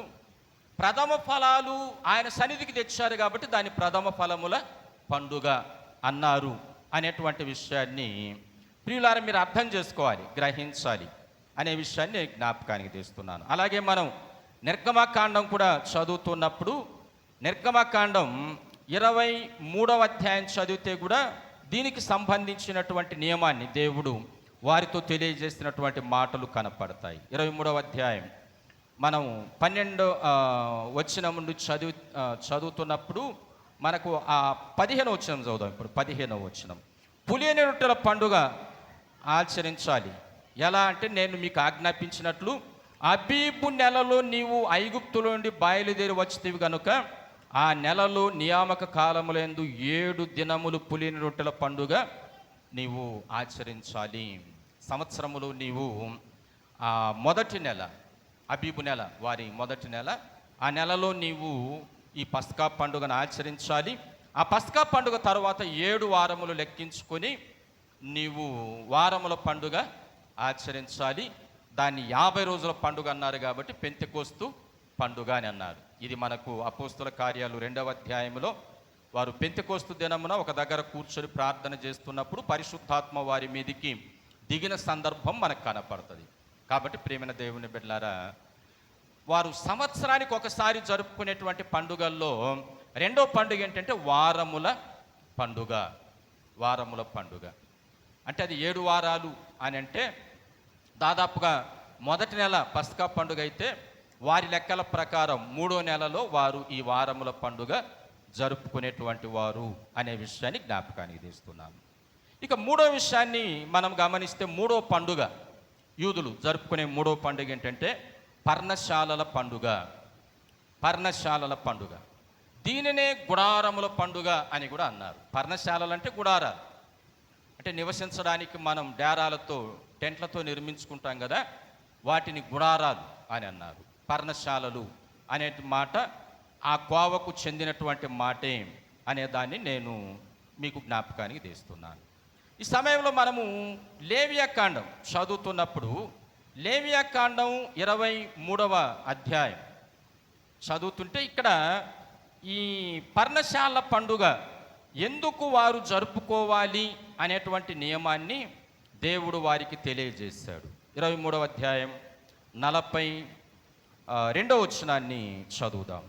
నేను ఐగుప్తు దేశములో నుండి ఇశ్రాయేలును రప్పించినప్పుడు వారిని పర్ణశాలలో నివసింపజేసి తినని మీ జనులు ఎరుగునట్లు 7 దినములు మీరు పర్ణశాలలలో నివసింపవలెను. ఇశ్రాయేలీలు ఐగుప్తు నుండి కనాను భూభాగానికి రావడానికి ఎన్ని సంవత్సరాలు పట్టింది? 40 సంవత్సరాలు పట్టింది. న్యాయంగా అన్ని సంవత్సరాల ప్రయాణం కాదది. ఇశ్రాయేలీలకు దేవుడు కొన్ని తర్పిది ఇవ్వడానికి, వారికి కొన్ని పాఠాలు నేర్పించడానికి వారిని ఆ అరణ్యములో చుట్టూ ఎర్ర సముద్రము దాటించుకొని ఆ చుట్టూ తీసుకొని వచ్చారు. ఈ 40 దినాలు వారు రోజు ప్రయాణం చేస్తూనే వచ్చారా? అలా ప్రయాణం చేస్తే అది సాధ్యము కాదు. వారు కొంతకాలం ప్రయాణం చేసిన తర్వాత ఒక విశాలమైన స్థలానికి వచ్చిన తర్వాత కొన్ని రోజులు మరలా అక్కడ వారు కొంత విశ్రాంతి తీసుకునేవారు అన్నమాట. అప్పుడు వారికి అక్కడ స్థిరమైన గృహాలు కట్టుకోలేరు కదా, ఎందుకంటే వారు సంచార జీవులు, వారి కనాలు భూభాగానికి వస్తున్నారు. అందుచేత వారు డేరాలతో, వారు పర్ణశాలలు లేక డేరాలతో గుడారాలు వేసుకున్నారు. అందుచేత మీరు ఐగుప్తు నుండి బయలుదేరి వచ్చినప్పుడు మిమ్మల్ని గుడారాలలో లేక పర్ణశాలలో నివసింపజేసిన దానికి బదులుగా లేక గుర్తుగా మీరు ప్రతి సంవత్సరం ఈ పర్ణశాలల పండుగ జరుపుకోవాలి. ఎందుకనంటే మీ పిల్లలు ఏంటి ఇది అని అడిగితే, మేము ఐగుప్తులో నుండి మన వాగ్దాన భూమికి వచ్చేటప్పుడు 40 సంవత్సరాలు ప్రయాణం చేసాము. మేము మధ్యలో స్టే చేసిన ప్రతి దగ్గర కూడా పర్ణశాలలు నిర్మించుకొని అక్కడ మేము ఉన్నాం అనేది మీ పిల్లలకు మీరు చెప్పాలి. అందుచేత 7 దినాలు మీరు పర్ణశాలలో నివాసం చేయాలి అనేటువంటి నియమాన్ని వారికి చెప్పినటువంటి విషయాల్లోని భాగాలుగా ప్రేమైన దేవుని బిడ్డలారా మనం అర్థం చేసుకోవాలి. అలా నివసించాలి అనే మాటలను దేవుడు తెలియజేశాడు. అయితే ఈ పర్ణశాల పండుగ ఏ నెలలో చేయమన్నాడు అని అంటే 7వ నెలలో చేయమన్నాడు. 7వ నెలలో ఆ పండుగ చేయమన్నాడు. 33, 34 వచనాలు చదువుదాం అదే అధ్యాయం. మరియు యెహోవా మోషేకి ఇలాగు సెలవిచ్చెను, నీవు ఇశ్రాయేలీయులతో ఇట్లనుము, ఈ 7వ నెల 15వ దినము మొదలుకొని 7 దినముల వరకు యెహోవాకు పర్ణశాల పండుగ జరుపవలెను. 7వ నెల ఏంటి? ఇశ్రాయేలీయులది లేక యూదుల 7వ నెల ఏంటి అంటే ప్రేమైన దేవుని బిడ్డలారా, మరి వారికి 7వ నెల ఏతాము అనే పేరు. 7వ నెల ఇశ్రాయేళ్ల యొక్క 7వ నెల పేరు ఏంటంటే ఏతాము అనేటువంటి నెల అన్నమాట అది. కాబట్టి ఆ ఏతాము నెలలో మీరు ఈ పర్ణశాలల పండుగ జరపాలి. 7వ నెలలో అని అంటే మనము ఈ ఇంగ్లీష్ నెలలో 7వ నెల అని కాదు, అది యూదుల నెలల ప్రకారం 7వ నెల. ఏతాము నెల వారికి 7వ నెల. 7వ నెల పేరు ఏతాము అనేటువంటిది. రేపు 12 నెలలు చెప్తాను మీకు, 12 నెలలు బైబిల్లో మీకు చూపిస్తాను. కాబట్టి 7వ నెల ఈ ఏతాము నెలలో వారు ఈ పండుగ జరపాలి అనేటువంటి నియమాన్ని ఇచ్చాడు. దానికి కారణమేంటో కూడా తెలియజేశాడు. ఎందుకు ఈ పండుగ జరపాలి అనేటువంటి దాన్ని తెలియజేశాడు. ఇక 4వ పండుగ ఏంటంటే పూరీము పండుగ. 4వ పండుగ పూరీము పండుగ. పూరీము అని అంటే, పూరి అని అంటే చీటి, జాబు, ఉత్తరం. పూరీము అని అంటే ఉత్తరం అన్నమాట. ఇది ఎందుకు వారు జరుపుకోవాల్సి వచ్చింది, ఎందుకు జరుపుకోమని దేవుడు వారికి తెలియజేశారంటే, ఇది ఎస్తేరు కాలములో యూదులకు వచ్చినటువంటి ఒక గొప్ప అపాయాన్ని మరి తప్పించిన దేవుణ్ణి ఘనపరుస్తూ ఆ పండుగ చేశారన్నమాట. ఎస్తేరు గ్రంథం మనకు తెలుసు. అహశ్వేరోసు రాజు దాదాపు 127 సంస్థానములు, అందులో మన హిందూ దేశం కూడా ఉంది అని మనకు బైబిల్లో వ్రాయబడింది. హిందూ దేశం మొదలుకొని కూసు దేశం వరకు ఆయన 127 సంస్థానములను పరిపాలన చేశాడు. ఆ కాలంలో హామాన్ అనేటువంటి ఒక అతను ఉన్నాడు. యూదులంటే అతనికి గిట్టదు. యూదులను ఎలాగైనా కూడా అహశ్వేరోసు రాజు రాజ్యములో లేకుండా చేయాలి అనేటువంటిది అతని యొక్క ఆలోచన. అందులో మొర్దెకై అనేటువంటి ఆయన యూదులకు ఒక నియమనిష్టలను నేర్పిస్తూ వారిని బలపరుస్తూ ఉన్నాడు. ఇక మొర్దెకై యొక్క కుమార్తె కానీ, అంటే పెంపుడు కుమార్తెగా ఎస్తేరు అహశ్వేరోసు రాజుకు భార్య అయినటువంటి విషయాలు ఇవి మీకు తెలుసు, ఇంకా నేను వివరించి చెప్పాల్సిన అవసరం లేదు. కాబట్టి ఈ హామాన్ అనేటువంటి వాడు చేసిన పని ఏంటంటే, మరి యూదులు ఇటు రాజ్యాన్ని గౌరవించడం లేదు, రాజును గౌరవించడం లేదు అని వారి మీద ఒక నేరం తెచ్చాడు. ఎందుకంటే మొర్దెకై రాజ్య సంస్థానానికి పోతూ వస్తూ ఉండేవాడు.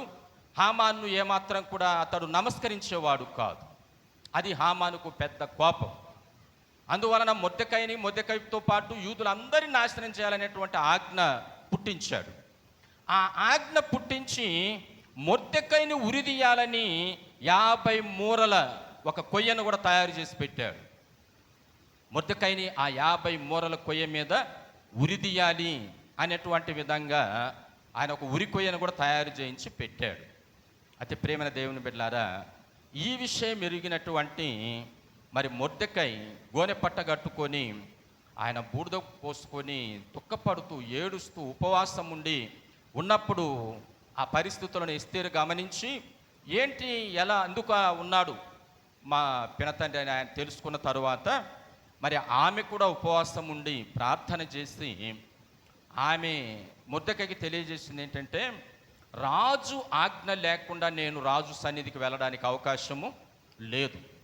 అయినా యూదులకు వచ్చేటువంటి గొప్ప అపాయమును తప్పించడానికి రాజు అనుమతి లేకుండానే, లేక అపాయింట్మెంట్ లేకుండానే నేను రాజు దగ్గరికి వెళుతాను. ఒకవేళ నా జనం కోసం అవసరమైతే నా ప్రాణమైనా పెట్టేస్తాను. ఒకవేళ రాజు కోపపడి నన్ను మరి ఉరిదీయమనో లేకపోతే నాకు ఏదైనా శిక్ష వేశాడో భరిస్తాను. కాబట్టి రాజు అపాయింట్మెంట్ లేకుండా నేను వెళ్తాను. కాబట్టి నా కొరకు మీరు ఉపవాసం ఉండి ప్రార్థన చేయండి అని ఆమె చెప్పింది. వారు ప్రార్థన చేశారు. ఆమె వెళ్ళి రాజుగారితో మాట్లాడింది. ప్రేమైన దేవుని బిడ్డలారా, మరి ఆ రాజుగారితో మాట్లాడి మొర్దెకై కోసము చేయించినటువంటి ఆ ఉరి కొయ్యపై హామాని ఉరి తీయబడేటువంటి విధంగా ఆమె ప్లాన్ చేసింది. ఇదంతా దేవుని ప్రణాళిక, ఇదంతా దేవుని ప్రణాళిక ప్రకారం జరిగినటువంటిది. అప్పుడు మొర్దెకై ఆ రాజ్యంలో ఉన్నటువంటి యూదులందరికీ, అంటే ఒకే దగ్గర ఉండరు కదా, ఆ రాజ్యంలో ఉన్న యూదులందరికీ కూడా ఉత్తరాలు రాసి పంపాడు. మనకు వచ్చిన ఒక గొప్ప అపాయం తప్పిపోయింది, దేవుడు ఆ గొప్ప అపాయాన్ని తప్పించాడు, మనకు రక్షణ దొరికింది. లేకపోతే యూదులందరూ కూడా రాజాజ్ఞ ప్రకారం నశించి ఉండేవారు. కాబట్టి మీరందరూ కూడా ఈ ఆదారు నెల, అంటే 12వ నెలలో మీరు ఈ పండుగ ఆచరించండి. దానిని పూరీము పండుగ అని అన్నారు. అంటే ఉత్తరాల ద్వారా దేవుడు కలుగు చేసిన రక్షణను యూదులందరూ తెలుసుకునే విధంగా మొర్దెకై చేసిన ప్లాన్ ప్రకారంగా ఆ కార్యం జరిగిందని గమనించాలి. ఎస్తేరు గ్రంథం 9వ అధ్యాయం మనం చదువుతున్నప్పుడు 20 వచ్చినప్పుడు మనకు ఆ విషయాలన్నీ ఉంటాయి. ఆ పూరీము పండుగ యొక్క విషయాలు అవి మీరు తర్వాత ఇంటి దగ్గర చదువుకోవాలని ప్రభు పేర మనవి చేస్తున్నాను. దాదాపు 20 నుండి 32 వరకు ఉన్నటువంటి విషయాలన్నీ చదివితే అవన్నీ కూడా మీకు తెలియజేయబడతాయి. 32 వచ్చిన ఇలాగున ఎస్తేరు ఆజ్ఞ చేత ఈ పూరీము యొక్క సంగతులు స్థిరమై గ్రంథములో వ్రాయబడెను. ఎస్తేరు కాలంలో వచ్చిన ఒక గొప్ప అపాయం, యూదులకు తొలగిపోయిన దానికి గుర్తుగా వారు ఈ పూరీము పండుగ జరుపుకున్నారు. ఈ పూరీము పండుగ వారు జరుపుకున్నారు అనేటువంటి దాన్ని మీకు జ్ఞాపకానికి తెస్తున్నారు. ఇక చివరిగా 5వది, ఇశ్రాయేల్ 5 పండుగలు, సంవత్సరములో 5 పండుగలు వారు చేసుకుంటారని చెప్పాను కదా. ఐదో పండుగ ఆలయ ప్రతిష్ఠత పండుగ. మరి ప్రత్యేకంగా ఇశ్రాయేలీలకు సొలొమోను గారు ఒక మంచి ఆలయము కట్టించాడు. అది బబులోను రాజుల దండయాత్రలో అది నశించిపోయింది. తర్వాత వారి ఆలయం కట్టబడ్డానికి దేవుడు మార్గం సుగమం చేశాడు. ఇలా యూదులు ఆరాధించుకునేటువంటి ఈ ఆలయాన్ని మరి ప్రత్యేకంగా ఈ సిరియా రాజు అనేటువంటి ఒక ఆయన ఏం చేశాడు అంటే, సిరియా రాజులు అంతియోకస్ ఎపిఫెనస్ అనేటువంటి రాజు క్రీస్తుకు పూర్వం అంటే యేసు ప్రభు పుట్టక మునుపు 165వ సంవత్సరాన యూదుల మీద ఒక కుట్ర చేసి, యూదులకు పంది అపవిత్రమైన జంతువు కదా, ఆ పందిని వధించి దాని రక్తమును మరి జెరుబ్బాబెలు కట్టిన ఆలయం, ఆ తర్వాత హేరోదు వారికి పునర్నిర్మాణం చేసిన ఆలయం, ఈ ఆలయంలో ప్రోక్షించేశాడు, అంటే చల్లేశాడు పంది రక్తాన్ని. యూదులకు పంది అపవిత్రమైన జంతువు కదా, దాని రక్తము ఆలయములో చల్లినందువలన ఆలయం అపవిత్ర పరచబడింది. యూదులు ఘోరంగా ఏడ్చారు. తర్వాత వారు ఆ ఆలయాన్ని పరిశుభ్రం చేసుకొని ఆ ఆలయాన్ని ఆ అపవిత్రంతా పోగొట్టేసి అప్పుడు వారు ఈ ఆలయ ప్రతిష్ఠత పండుగ జరుపుకున్నారు. ఇది మనకు యోహాను సువార్త నూతన నిబంధన గ్రంథంలో మనం యోహాను సువార్త చదువుతున్నప్పుడు 10వ అధ్యాయం, యోహాను సువార్త 10వ అధ్యాయంలో మనకు ఈ విషయం కనపడుతుంది. 22వ వచనం చదవండి. 10వ అధ్యాయం 22వ వచనంలో ఈ మాట, ఆలయ ప్రతిష్ఠిత పండుగ యెరూషలేములో జరుగుచుండెను. అంటే యేసు ప్రభు కాలంలో మరి జరిగిన సంఘటనకు తెలియజేస్తూ ఆలయ ప్రతిష్ఠిత పండుగ యెరూషలేములో జరుగుచుండెను అనే మాట వ్రాయబడింది. యేసు ప్రభు కూడా ఆ దేవాలయానికి ఆయన వెళ్ళిన ఈ విషయాలన్నీ కూడా మనకు తర్వాత కనపడతాయి. అంటే ఇప్పుడు మనం తెలుసుకోవాల్సింది ఏంటంటే, యూదులు జరుపుకునే పండుగల్లో 5వ పండుగ ఆలయ ప్రతిష్ఠిత పండుగ. ఈ 5 పండుగలు యూదులు జరుపుకునేవారు. ఈ 9 కాదు, 7 కాదు. ఎందుకని అంటే కొందరు చెప్పేటప్పుడు ఏంటంటే, మరి ఈ సంవత్సరానికి జరుపుకునే వాటిలో పస్కా పండుగ ఒకటి, పర్ణశాల పండుగ ఒకటి అనేది కాకుండా వారు ఒక పండుగకు పెట్టబడిన పేర్లనే 2 పండుగలకు చెప్తారన్నమాట. పస్కా పండుగ ఒకటి, పులియని రొట్టెల పండుగ ఒకటి, పొంగని రొట్టెల పండుగ ఒకటి అని చెప్తారు. తర్వాత పెంతెకొస్తు పండుగ ఒకటి, వారముల పండుగ ఒకటి, ఇలా విభాగిస్తారు. కానీ ఇవి విభాగాలు కాదు, ఒకే పండుగకు సందర్భాన్ని బట్టి పేర్లు ఇవ్వబడ్డాయి అనేటువంటి విషయాన్ని ప్రియమైన దేవుని బిడ్డలారా మనం గమనించాలి. ఈ రీతిగా వారు ఈ పండుగలు అకేషనల్ కార్యక్రమాలు జరుపుకుంటున్నారు కాబట్టి ఉపవాస దినం అనేటువంటిది కూడా ఒక దినముగా వారికి ఏర్పాటు చేయడం జరిగింది. అది రేపటి దినం నేను మీకు రెఫరెన్సులతో చూపిస్తాను. ఇప్పుడు నేను ఇంట్రడక్షన్ చెప్తున్నాను మీకు. కాబట్టి అలా వారికి పస్కా పండుగ ఎప్పుడు జరుపుకోవాలో, ఎందుకు జరుపుకోవాలో, అలాగే వారముల పండుగ ఎప్పుడు జరుపుకోవాలో, ఎందుకు జరుపుకోవాలో, పర్ణశాల పండుగ ఎప్పుడు జరుపుకోవాలో, ఎందుకు జరుపుకోవాలో, పూరీము పండుగ ఎందుకు జరుపుకోవాలో, ఎప్పుడు జరుపుకోవాలో, ఈ నియమాలన్నీ దేవుడు వారికి ధర్మశాస్త్రములు ఇచ్చాడు. ఆలయ ప్రతిష్ఠిత పండుగ వారికి అపరిశుభ్రపరచిన ఆలయాన్ని పరిశుభ్రం చేసి వారు ఆ పండుగ 5వ పండుగగా వారు కలుపుకున్నారు. వారి సంవత్సరానికి ఒకసారి వచ్చే పండుగల్లో బోరల పండుగ కూడా ఒక పండుగగా చెప్తారు. ఈ బోరల పండుగ అనేటువంటిది నెల పండుగల్లోకి వెళ్ళిపోద్ది అన్నమాట. అంటే ఇప్పుడు 3 చెప్పాను. ఒకటి వారం పండుగ చేసుకుంటారు, విశ్రాంతి దినం. నెల పండుగ చేసుకుంటారు, అమావాస్య దినం. సంవత్సరానికి ఒకసారి పండుగలు చేసుకుంటారు. అందులో పస్కా పండుగ, వారముల పండుగ, అలాగే పర్ణశాల పండుగ, పూరీం పండుగ, ఆలయ ప్రతిష్ఠిత పండుగ. వీటికే మరల పేర్లు ఉన్నాయన్నమాట. పస్కా పండుగకి పులియని రొట్టెల పండుగ అని పేరుంది, పొంగని రొట్టెల పండుగ అని కూడా దానికే పేరుంది. అలాగే వారముల పండుగనే మరి పెంతెకొస్తు పండుగ అని కూడా అంటారు. ఎందుకంటే పస్కా పండుగ తర్వాత 50 రోజులకు వస్తుంది కాబట్టి దాన్ని పెంతెకొస్తు పండుగ అని అన్నారు. అలాగే వారి ప్రథమ ఫలాలు తెస్తారు కాబట్టి ప్రథమ ఫలముల పండుగ అనే మాటతో ఉపయోగించారు. అవి 2, 3గా మనం లెక్కేసుకోకూడదు. యూదులు జరిపేవి ఈ 5 పండగలే ప్రాముఖ్యమైనటువంటివి అని ప్రియులారా మనం గమనించాలి.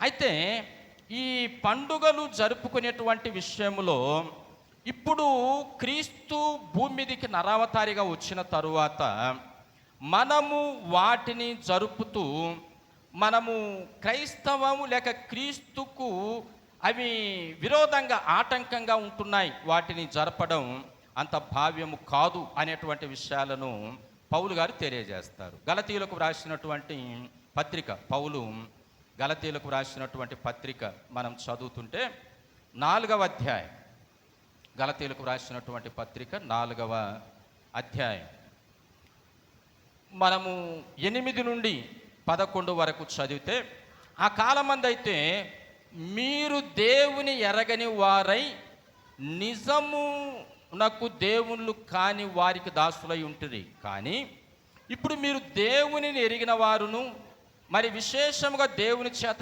ఎరగబడిన వారునై ఉన్నారు గనుక బలహీనమైనవియు నిష్ప్రయోజనమైనవి మూలపాఠముల తట్టు మరల తిరుగనేలా మునుపటి వలె మరలా వాటికి దాసులై ఉండగోరనేలా మీరు దినములను మాసములను ఉత్సవ కాలములను ఆచరించుచున్నారు. మీ విషయమై నేను పడిన కష్టము వ్యర్థమైపోవునేమో అని మిమ్మల్ని గూర్చి భయపడుచున్నాను అని అన్నాడు. అంటే మనము యేసు ప్రభుని స్వంత రక్షకునిగా అంగీకరించిన తరువాత మనము యూదులు జరుపుకునేటువంటి పండుగలు జరపకూడదు అనేటువంటి దాన్ని మనకు పౌలు గారు నాడు గలతీ సంఘానికి తెలియజేస్తూ అంటాడు. అందులో మరి వారములను అని అన్నాడు, మాసములను అని అన్నాడు, సంవత్సరములను అని అన్నాడు. అంటే ఈ అకేషనల్ కార్యక్రమాలు మీరు చేస్తూ ఉన్నారు.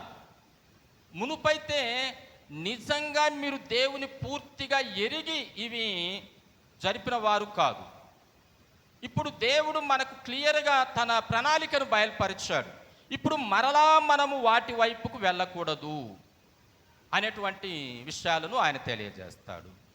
ఎందుకు అంటే ఈ 5 పండుగలు కూడా క్రీస్తులో నెరవేరాయి. ఈ 5 పండుగలు కూడా క్రీస్తులో నెరవేరాయి కాబట్టి మనం వాటిని జరపాల్సిన అవసరము లేదు అనేటువంటి దాన్ని ఆయన తెలియజేశారు. అయితే మన క్రైస్తవ శాఖల్లోనే ఈ రెఫరెన్స్ తీసుకొని ఏమంటారు అని అంటే, ఇదిగో బైబిల్లో పండుగలు ఉత్సవ కాలాలు జరపకూడదు అంటున్నారు, మనం క్రిస్మస్ చేయకూడదు, ఈస్టర్ చేయకూడదు, ఏ పండుగలు మనం చేయకూడదు అని అంటారు. కానీ క్రిస్మస్ ఈస్టర్ను గూర్చి కాదు పౌలు మాట్లాడింది. పౌలు మాట్లాడింది ఏంటంటే, యూదులుగా ఉన్నటువంటి వారు యూద మతాచార ప్రకారం మీరు చేసినటువంటి ఇవి క్రీస్తుని మీరు అంగీకరించిన తర్వాత మరలా మీరు వాటిని చేయకూడదు అనేది ఆయన ఉద్దేశం. అంతేగాని క్రీస్తు మహిమ కొరకు మనం చేస్తే వేటిని చేయొద్దు అనేటువంటిది ఆయన ఉద్దేశము కాదు అని గమనించాలి. అయితే ఎందుకు విశ్రాంతి దినాన్ని దేవుడు పరిశుద్ధంగా ఎంచాడు, మరి దాన్ని మీరు ఆచరించనని కూడా చెప్పాడు. కానీ ఆ విశ్రాంతి దినం ఎలా ప్రభు లేక యేసు ప్రభు భూమి మీదకి వచ్చిన తర్వాత దాని నియమం మారిపోయింది అని అంటే, మనం లూకా సువార్త 6వ అధ్యాయం చదువుతున్నప్పుడు అక్కడ వాక్య భాగంలో మనకు తెలియజేయబడుతున్న మాటలు ఏంటంటే, విశ్రాంతి దినాన్ని యేసు ప్రభుతో పాటు ఆయన శిష్యులు వెళుతున్నప్పుడు వారు పంట చేలలో పడి వారు వెళుతున్నప్పుడు వారు ఆ వెన్నులు దుంచి తింటూ ఉన్నారు.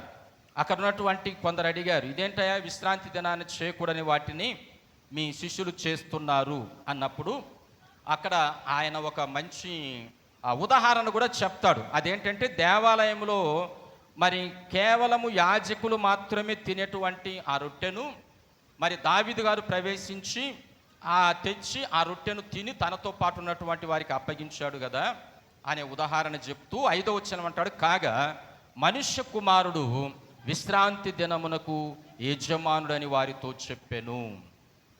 విశ్రాంతి దినానికి యజమాని ఎవరు? మనుష్య కుమారుడు. మనుష్య కుమారుడు అంటే ఎవరు? ప్రభు అయిన యేసుక్రీస్తు. యేసుక్రీస్తుని అందరూ బోధకుడు అన్నారు, మెస్సయ్య అని అన్నారు. కానీ యేసు ప్రభు తనను తాను పరిచయం చేసుకున్న ప్రతి సందర్భంలో మనుష్య కుమారుడు అనే పరిచయం చేసుకున్నాడు. మనుష్య కుమారుడు అనేటువంటి మాటతోనే పరిచయం చేసుకున్నాడు. ఒక దానికి యజమాని అయినటువంటి వాడు, రాజు అయినటువంటి వాడు తను చేసిన దాన్ని మరలా సవరించడానికి తనకు అధికారము ఉంది. యేసు ప్రభు విశ్రాంతి దినానికి ఆయన యజమానుడు అంటే ఏంటి? విశ్రాంతి దినాన్ని పరిశుద్ధంగా ఎంచమని నియమం ఆయన చేశాడు. కానీ ఆ విశ్రాంతి దినము దైవారాధనలో మెస్సయ్యగా భూలోకానికి వచ్చిన క్రీస్తు ఆయన సమాధిలో ఉన్నాడు. క్రైస్తవులమైన మనము మృతులను ఆరాధించే వారము కాదు.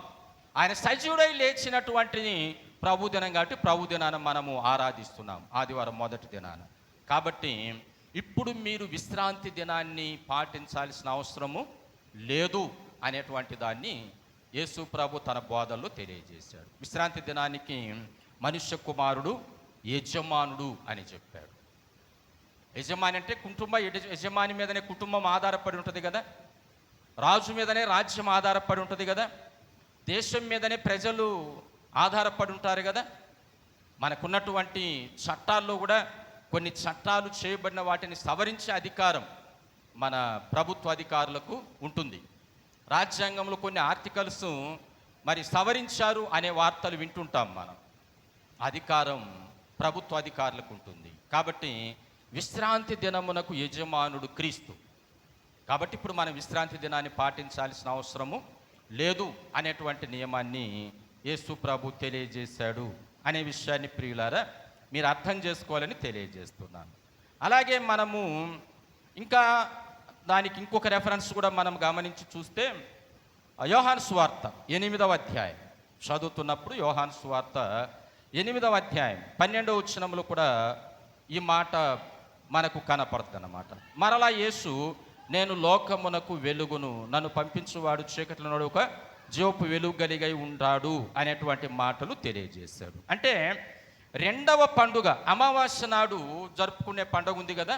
అమావాస్య దేనికి సంకేతం? చీకటికి సంకేతం. కాబట్టి అమావాస్య నాడు మీరు బోరలు ఊది పండుగ చేస్తున్నారు కదా.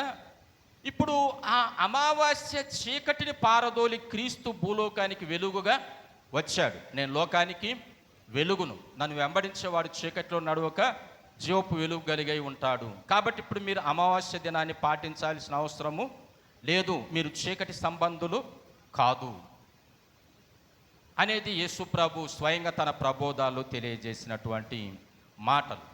అందుకే మనకు యోహాను సువార్త చదువుతున్నప్పుడు మొదటి అధ్యాయంలోనే మనకు తెలియజేయబడినటువంటి మాట ఏంటంటే, ఆయనలో జీవం ఉండెను, ఆ జీవం మనుషులకు వెలుగై ఉండెను.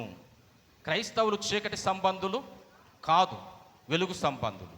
కాబట్టి మనము రెండో పండుగ అమావాస్య నాడు జరిపే పండుగ కూడా మనం చేయాల్సిన అవసరము లేదు అనేటువంటి దాన్ని మరి ప్రభు అయిన యేసుక్రీస్తు తన ప్రబోధాల్లో తెలియజేసినటువంటి మాటగా మనం పై రెండు పండుగలు గమనించాలి. అంటే మొదటి పండుగ ఏమో ఇది విశ్రాంతి దినం అనేటువంటిది, రెండో పండుగ ఏమో అమావాస్య దినం అనేటువంటి ఈ రెండింటిని మనం ఇప్పుడు క్రీస్తు వచ్చిన తర్వాత వాటిని ఆచరించాల్సిన అవసరం లేదు అనేదాన్ని తెలియజేశారు. ఇక మనము సంవత్సరం జరిగే పండగలు చూస్తున్నాం కదా. ఈ సంవత్సరం జరిగేటువంటి పండగలలో మొదటిది పస్కా పండుగ. పస్కా పండుగ ఎందుకు జరుపుకున్నారు?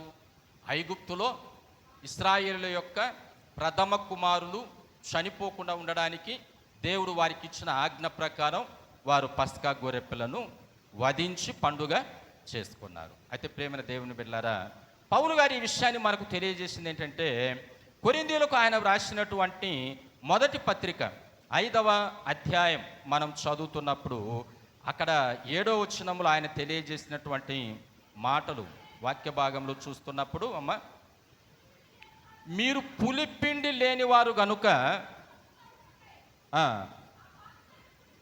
కాబట్టి ఆ పాతదైనటువంటి పులిపిండిని మీరు తీసి పారవేయండి. అంతేకాక క్రీస్తు అను మన పస్కా పశువు వధింపబడి ఉన్నాడు అనే మాటలు తెలియజేస్తాడు.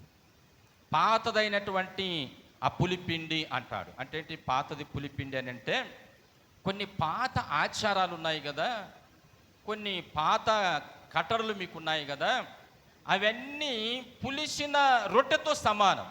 పులిసిన రొట్టె అంటే ఏంటి? చెడిపోయింది. పులిసిందంటే ఏంటి?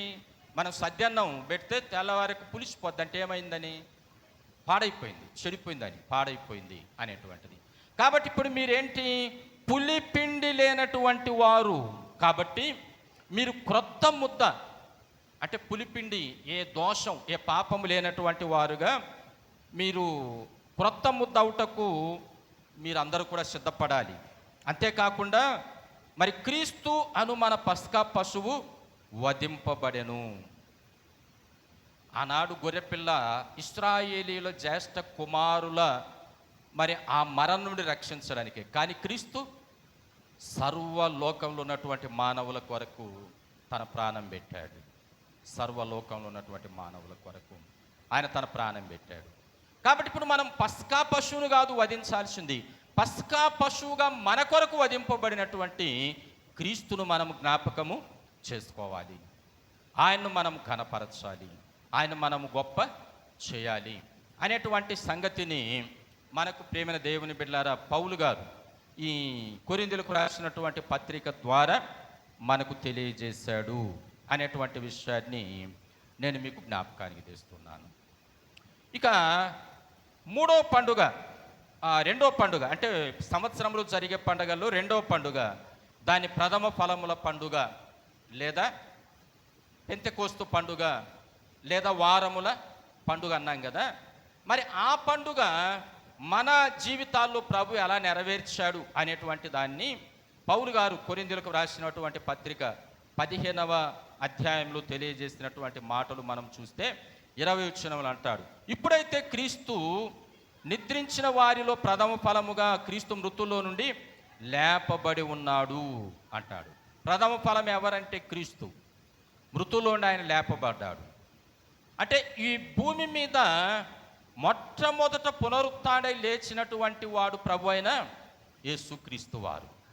మరి యేసుక్రీస్తు వారి కంటే ముందు కొందరు లేపబడ్డారు కదా, కొందరు ప్రవక్తల ద్వారా కొందరు లేపబడ్డారు. మరి యేసు ప్రభు కూడా కొందరిని చనిపోయిన వారిని లేపాడు కదా అని మనకు సందేహం రావచ్చు. ఎందుకంటే ఎలీషా కాలములో, ఏలియా కాలములో చనిపోయినటువంటి కొందరు బిడ్డలు బ్రతికారు. యేసు ప్రభు కూడా లాజరును బ్రతికించాడు, నాయని విధవరాలి కుమారుని బ్రతికించాడు. మరి వారిలేంటి? వాళ్ళు బ్రతికారు కదా. యేసు ప్రభు ఏంటి ప్రథమ ఫలం? యేసు ప్రభు కంటే ముందు వారు బ్రతికారు కదా అనే సందేహం మనకు రావచ్చు. కానీ వారు బ్రతికింది పునరుజ్జీవము కానీ పునరుత్థానము కాదు. పునరుజ్జీవం అంటే వారు మరలా బ్రతికారు, మరలా చనిపోయారు. దేవుని మహామహిమ బయలుపరచబడడానికి వారు బ్రతికారు, మరలా చనిపోయారు. పునరుత్థానమందు లేపబడిన వారికి మరలా చనిపోరు. క్రీస్తుని విశ్వసించి మరి పునరుత్థానమందు లేపబడిన వారు ఒకవేళ చనిపోయారంటే వారు నిత్య నరకానికి వెళ్తారు. నిత్య నరకానికి ఎందుకు వెళ్తారు? క్రీస్తును అంగీకరించని దాని వలన వెళ్తారు. క్రీస్తును అంగీకరించినటువంటి వారు మరలా వారు మరణానికి పాత్రులు కాదు.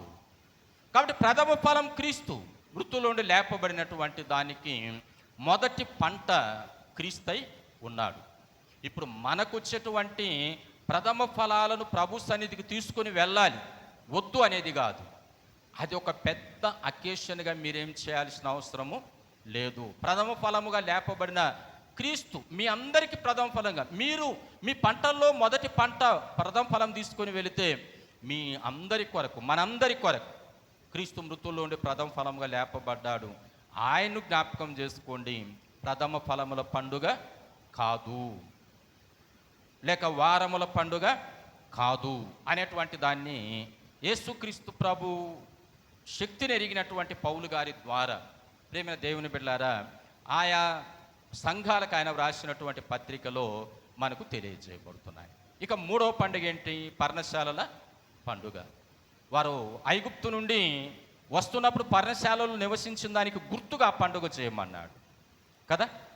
అయితే మనం కొరింథీయులకు పౌలు రాసినటువంటి 2వ పత్రిక 5వ అధ్యాయం చదువుతూ ఉంటే అక్కడ దేవుడు మనకు ఒక నివాస స్థలాలను ఆయన ఏర్పాటు చేశాడు. భూమి మీద మన గుడారమనే నివాసం శిథిలమైపోయినను చేతి పని కాక దేవుని చేత కట్టబడినదియు నిత్యమైన నివాసం పరలోకమందు మనకున్నదని మనం ఎరుగుదుము.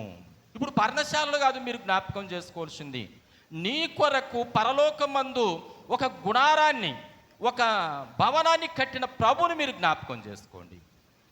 యోహాను సువార్త 14వ అధ్యాయంలో ప్రభువే స్వయంగా ఏం చెప్పాడు? నా తండ్రి ఇంట అనేక నివాసాలు ఉన్నాయి, లేని ఎడల నేను మీకు తెలియజేద్దును. నేను వెళ్ళి మీకు స్థలమును సిద్ధం చేస్తాను, మరలా వచ్చి నేనుండే స్థలంలో మీరు నుండులాగా మిమ్మల్ని కొనిపోతాను. ఇప్పుడు పర్ణశాలల పండుగ కాదు మీరు జ్ఞాపకం చేసుకోవాల్సింది, పరమందు మీ కొరకు కట్టబడిన ఆ పండగను మీరు జ్ఞాపకం చేసుకోండి, ఆ నివాసాలను మీరు జ్ఞాపకం చేసుకోండి. అంటే ఏంటి? క్రీస్తుని మీరు జ్ఞాపకము చేసుకోండి.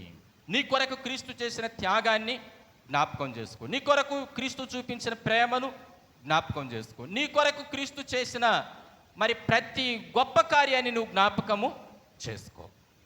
అది కానీ నువ్వు మరలా పాతదైన పులిపిండి వైపు వెళ్ళవద్దు అనేటువంటి దాన్ని తెలియజేసినాడు అని మనం గ్రహించాలి. ఇక 4వ పండుగ ఏంటంటే, ఇది మరి ఆనాడు యూదులకు వచ్చినటువంటి అపాయం నుండి తొలగిపోవడానికి వారు ఏర్పాటు చేసుకున్న పండుగ, దానినే పూరీము పండుగ అని అన్నారు. కేవలం యూదులకు మాత్రమే అది రక్షణ, యూదులకు వచ్చిన అపాయం మాత్రమే తప్పించబడింది. కానీ క్రీస్తు యేసు భూమి మీదకి వచ్చిన తర్వాత ప్రియులారా, అందరికీ రక్షణ వచ్చింది. రోమీయులకు పౌలు రాసినటువంటి పత్రిక 1వ అధ్యాయం మనం చదువుతున్నప్పుడు అక్కడ మనకు తెలియజేసినటువంటి మాటలు ఈ రీతిగా కనపడతాయి. 16వ వచనం చదువుదాం. సువార్తను గూర్చి నేను సిగ్గుపడువాడను కాను, ఏలైనగా నమ్మువానికి మొదట యూదునికిని గ్రీసు దేశస్థునికి కూడా రక్షణ కలుగజేయుటకు అది దేవుని శక్తి అయి ఉన్నది. గ్రీసు దేశస్థులు అంటే ఎవరు? అన్యులు. గ్రీసు దేశస్థులంటే అన్యులు. యూదులకు అన్యులకు అందరికీ రక్షణ ఇచ్చాడు ఆయన. ఎస్తేరు కాలంలో ఎవరికి రక్షణ? ఒక్క యూదులకు మాత్రమే రక్షణ. అందుకని వారు ఉత్తరాలు రాసుకొని ఒక అకేషన్, ఒక పండుగ ఆచరించారు. కానీ క్రీస్తు యూదులకు, తర్వాత అన్యులకు, యూదులకు ప్లస్ అన్యులకు అందరికి రక్షకుడు ఆయన, అందరికి రక్షకుడు. అపోస్తుల కార్యముల గ్రంథం 10వ అధ్యాయం మనం చదువుతున్నప్పుడు మరి కొర్నేలి ఇంటికి పేతురు గారిని పిలిపించినప్పుడు పేతురు ఏమన్నాడు? దేవుడు నిజముగా పక్షపాతి కాదని నేను ఇప్పుడు గ్రహించాను అన్నాడు. అంతకుముందు మరి పేతురు అభిప్రాయం ఏంటి? సువార్త యూదులకే చెప్పాలి, అన్యజనులకు సువార్త చెప్పకూడదు అనేటువంటిది.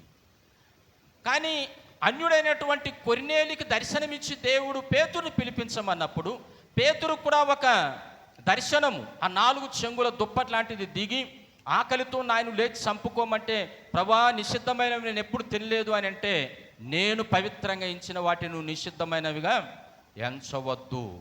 ముమ్మారు జరిగింది, పాత్ర పైకెత్తబడింది. ఏంటి దర్శనం అని ఆలోచిస్తుండగా కొర్నేలి పంపిన మనుషులు పేతురు దగ్గరికి వెళ్ళారు. కొర్నేలికి జరిగిన దర్శనాన్ని చెప్పాడు, పేతురు గ్రహించాడు. మరి అక్కడికి వెళ్ళాడు, వారికి సువార్త ప్రకటించాడు. అప్పుడు ఏమన్నాడు? యేసుక్రీస్తు అందరికీ ప్రభువు. యేసుక్రీస్తు అందరికీ ప్రభు. 30వ వచనం.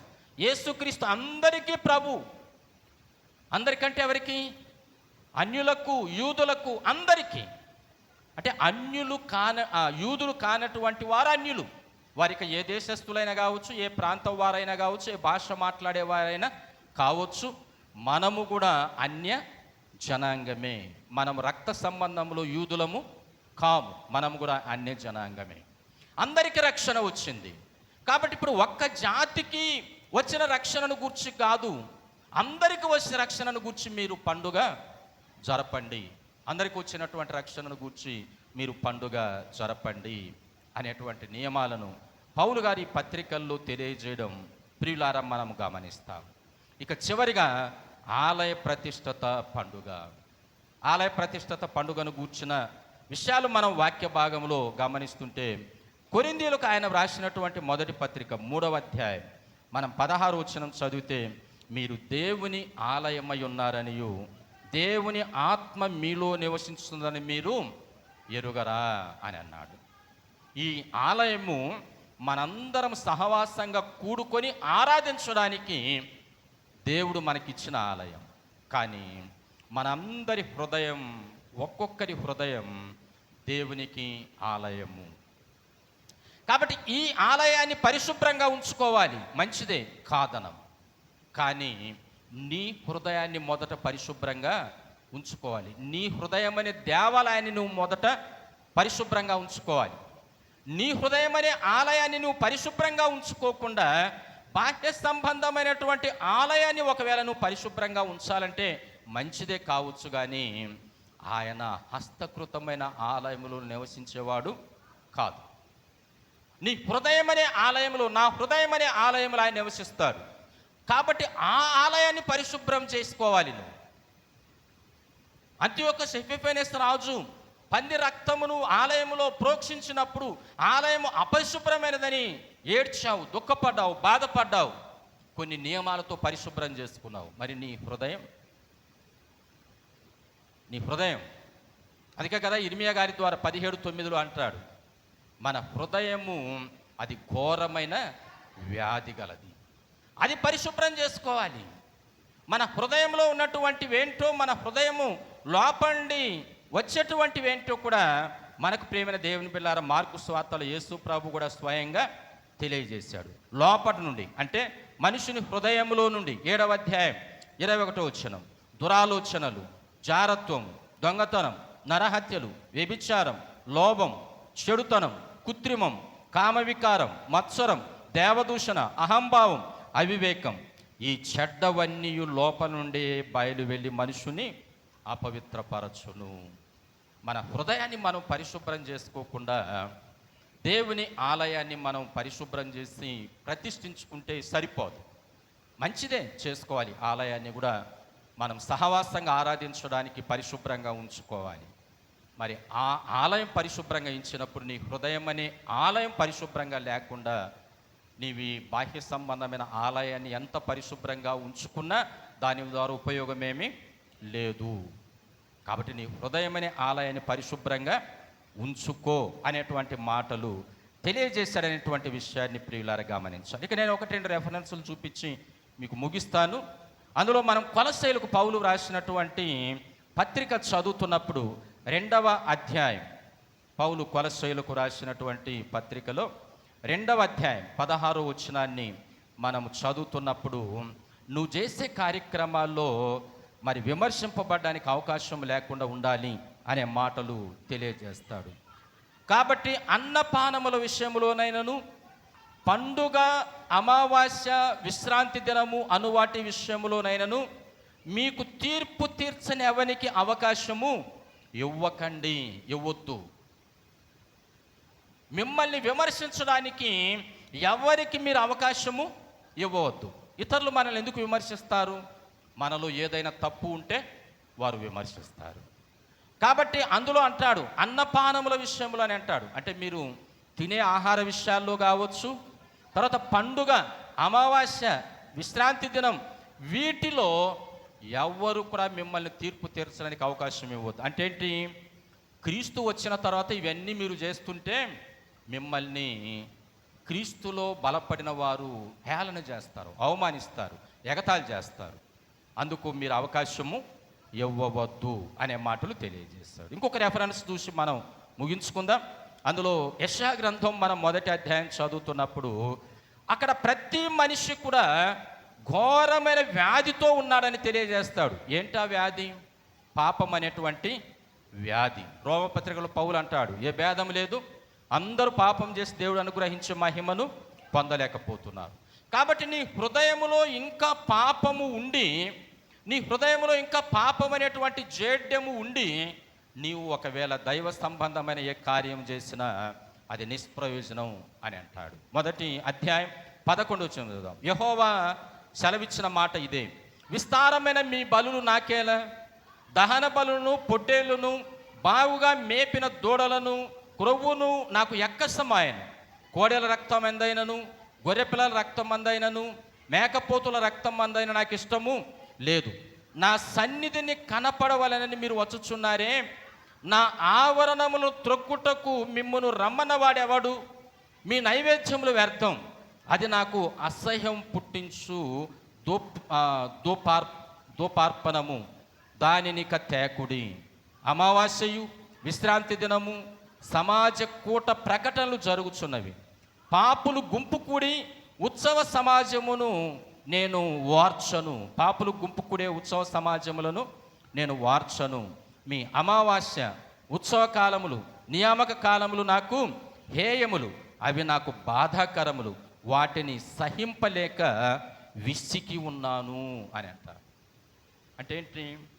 నీ హృదయాన్ని పరిశుభ్రం చేసుకోకుండా, నీ నడవడిక మార్చుకోకుండా, నీ ప్రవర్తన మార్చుకోకుండా, నీ జీవిత క్రమాన్ని మార్చుకోకుండా నువ్వు ఏమి చేసినా అవి నాకు అంగీకారము కావు. నువ్వు బలులర్పించినా నాకు అంగీకారం కాదు, నువ్వు ఏమి చేసినా నాకు అవి అంగీకారము కావు అని అంటారు. కాబట్టి దేవునికి అంగీకారమైనటువంటి రీతిలో ప్రియులారా మనం ముందుకు వెళ్ళాలి. కాబట్టి ఈ పండుగలు చేయకూడదు అనేటువంటివి యూదులు ఆచరించే పండుగల విషయమే కానీ క్రైస్తవులమైన మనం ఆచరించే క్రిస్మస్, మరి ఈస్టరు, గుడ్ ఫ్రైడే కార్యక్రమాలను ఉద్దేశించినవి కావు. ఈ యూదులు చేసే పండుగలు క్రీస్తులు అవి నెరవేరాయి కాబట్టి మీరిక వాటిని చేయాల్సిన అవసరం లేదు. క్రీస్తును జ్ఞాపకం చేసుకోండి, మీ హృదయాన్ని పరిశుభ్రం చేసుకోండి, మీరు దేవునికి మహిమ తెచ్చే బిడ్డలుగా జీవించండి అనేటువంటి నియమాలు ప్రియులారా నాడు పౌలు గారి ద్వారా ప్రభువైన యేసుక్రీస్తు బోధల ద్వారా అందించిన ఈ సందేశాన్ని మనం అర్థం చేసుకుందాం. మనం జరిపించేటువంటి ఉత్సవ కాలాలు దేవునికి అంగీకారంగా ఉండాలంటే మొదట మన హృదయాన్ని ప్రభువుకు మనము సమర్పించి, మన హృదయంలో ఉన్న కల్మషాన్ని, మన హృదయంలో ఉన్నటువంటి అపవిత్రతను కడిగి వేసుకొని పండుగ ఆచరించేటువంటి వారంగా ఉండాలి అని ఇది ప్రభు మాట, పరిశుద్ధాత్మ దేవుని తలంపు అని నేను జ్ఞాపకానికి తెస్తూ ఈ మాటల చేత ముగిస్తున్నాను. దేవుడి మాటలు మనందరి ఆత్మల మేళ్ల కొరకై బహుగా దీవించి ఆశీర్వదించునుగాక. ఆమె ప్రార్థన చేద్దాం. చిన్న ప్రార్థన చేసి అధ్యక్షుల వారికి సమయం ఇస్తాను. ప్రియ తండ్రి, మరొకసారి మీకు వందనాలు చెల్లిస్తున్నాం. గొప్ప దేవ, ఈ సమయంలో ప్రియ బిడ్డల మధ్యకు నడిపించి కొన్ని మాటలు వివరించారు. వాక్యాన్ని అర్థం చేసుకొని వాక్యానుసారమైన జీవిత క్రమములో బిడ్డలు ఎదగడానికి మీ కృప వారిపై ఉంచి నడిపించుమని, సంఘాన్ని, కాపరిని, పరిచర్యను వృద్ధి చేసి నడిపించుమని, ఇచ్చేసిన ప్రతి బిడ్డను వాక్యముతో సంధించుమని యేసుక్రీస్తు నామమును బట్టి ప్రార్థించి బ్రతిమాలి అడిగి వేడుకొనుచున్నాము తండ్రి. ఆమేన్.